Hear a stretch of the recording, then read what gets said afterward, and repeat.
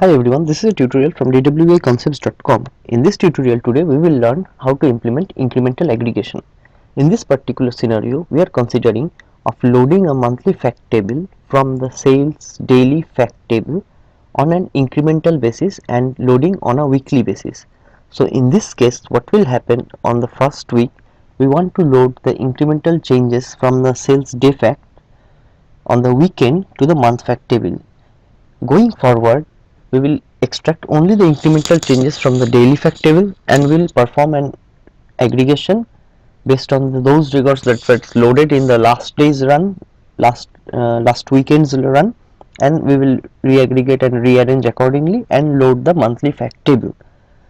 In this particular case, one option is we can identify records based on which records are coming as new and which records are already existing in the monthly fact table as it was loaded maybe the previous weekend, and we need to perform a re-aggregation of them and again update the record in the target month fact table based on the customer key, product key and the month key combination.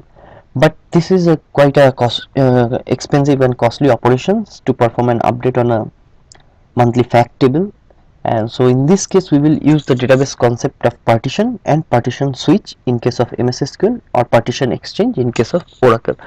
In this particular example our database is Microsoft SQL Server, so we will handle this scenario using partition switch. Let's go and check the implementation in SAP Data Services.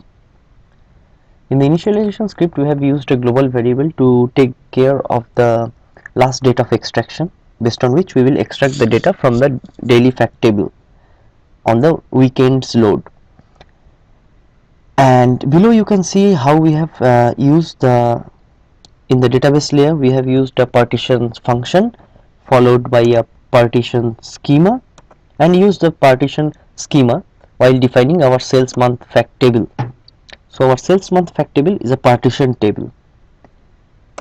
So let's check how the data flow is being implemented. In the first flow we have the sales fact table, which is a daily fact table. We are performing an incremental extraction from the source based on the load date. So based on the last date of loading we are extracting only the change records from the source day fact table. Next we are performing a formatting, which are generating the month key, which is nothing but the first 6 characters of the date key. In the second flow we are pulling in data from the sales month fact table. So this table will contain all the monthly aggregated records for all the sales transactions. So we are going to extract only those records which are relevant to the current month's load. So in this case we are using a query transform and extracting only those records which have month key, which is the YYIM format of the current loading date, sys date. So it will extract only those records relevant to the current month's load. Next we are performing a merge operation followed by a query transform to perform an aggregation. So over here we are performing group by on customer key, product key, month key, and followed by and the aggregate measure, that is sum of the quantity. Finally we are populating this into a table called sales month fact table. The schema of this table is exactly identical to the sales month fact table. So once this table gets loaded, we will switch the partition from this table to the sales month fact table for that current month. So in this case, let's suppose on the first week this flow will not provide any data for the current month's load. The first week data will come from sales month fact, will go to sales month fact temp, and by partition switch it will be getting loaded to the sales month fact for the current month. On the next weekend's load, data will come, the extracted means the incremental or the new data will come from the sales fact table, and from this flow we will get the last week's load of the month fact table for the current month. We will perform a re-aggregation and we will load the sales month fact temp.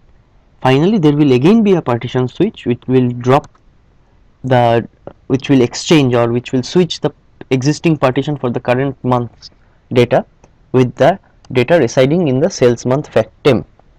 So this is how we implement the data flow. So finally if everything runs fine, we are performing a partition switch because in our case the database is a MS SQL server. So we are using alter table sales month fact table switch to sales month fact table partition and partition number.